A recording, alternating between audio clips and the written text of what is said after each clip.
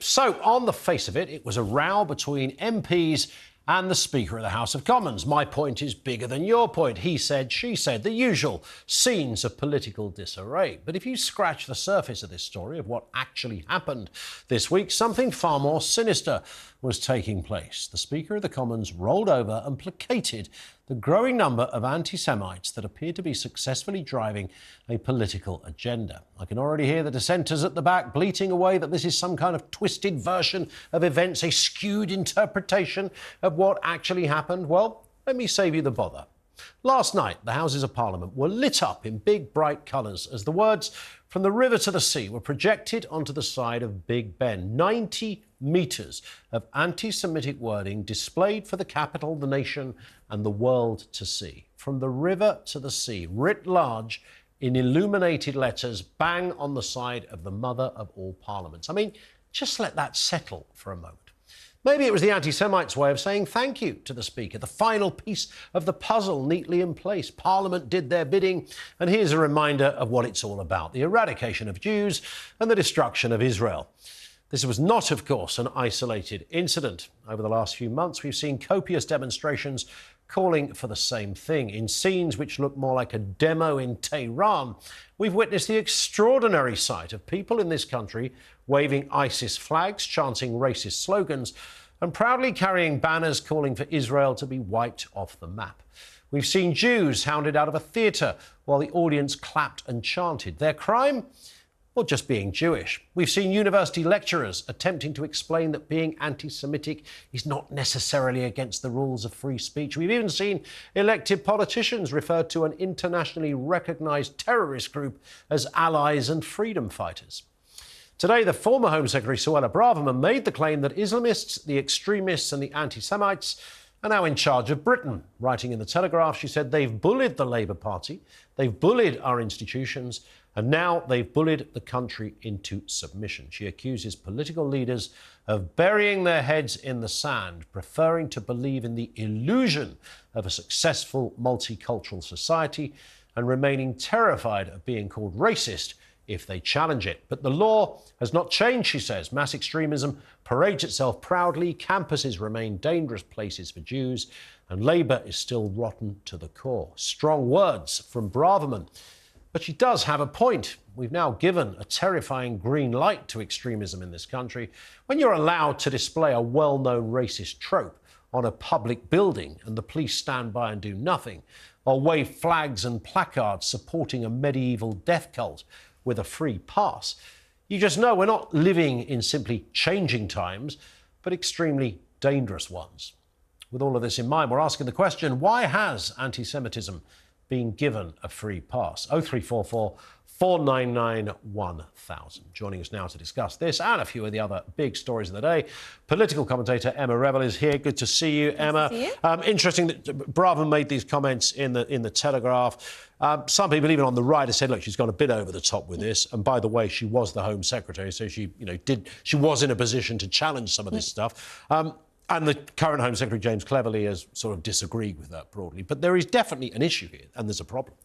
Well, of course there is. I don't think anyone can look at what's happened in Parliament over the last few days and think either that the British political establishment has covered itself in glory. I don't think anyone thinks it was handled well.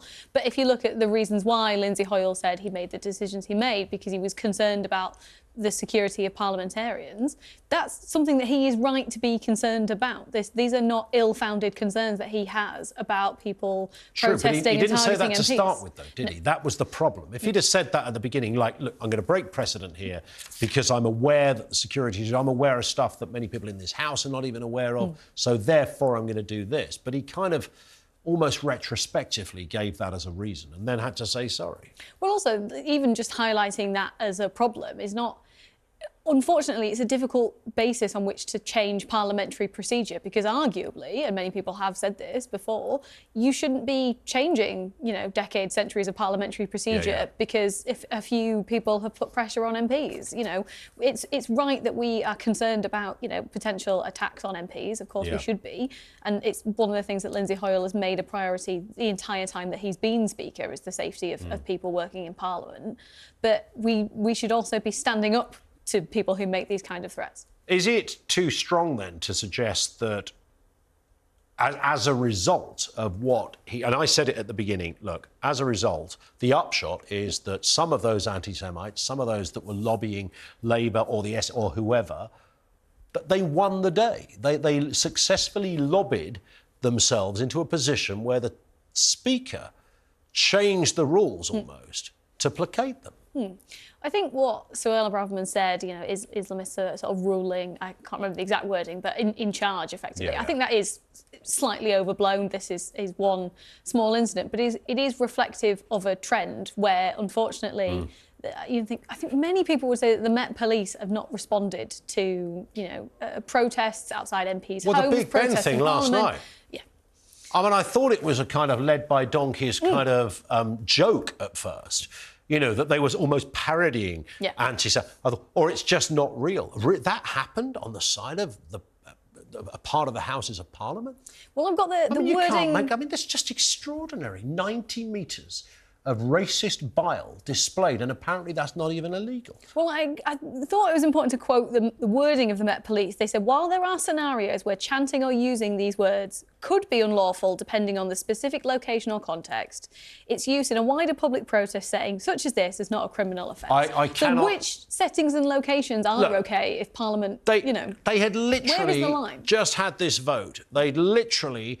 just been debating this very point, that the open discussion, not just in Parliament, but outside stations such as this, are talking about exactly this. And then, from the river to the sea, which the translation is the eradication of Israel, because that's what you get if you take from the river to the sea, no Israel, is put on the side of Big Ben. I mean, it wasn't stuck on a sticker and plastered on the back seat of a bus.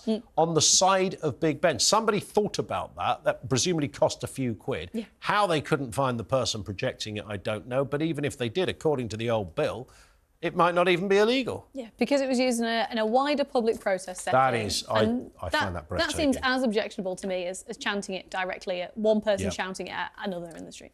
So let's have a listen to the response then. After Suella Braverman's comments, this was the piece she wrote in The Telegraph, essentially saying that, you know, the anti-Semites are running the country.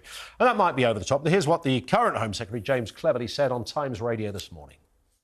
Look, I can understand her frustration, but we do still live in one of the greatest countries in the world, if not the greatest country in the world. We have a high-functioning democracy. We live by the rule of law, and I don't think it is right or appropriate to imply anything other than that.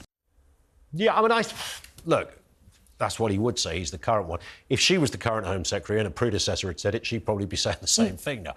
But I do think when you look at the protests we've seen, you know, apparently the pro-Palestinian protests or anti-Israel protests, however you wish to define them, I mean, they don't look like scenes of a Britain many people recognise. That this is, like, extraordinary. An ISIS flag, some horrendous placards, people with megaphones, people aren't even denying this or hiding it. This is going on in plain sight.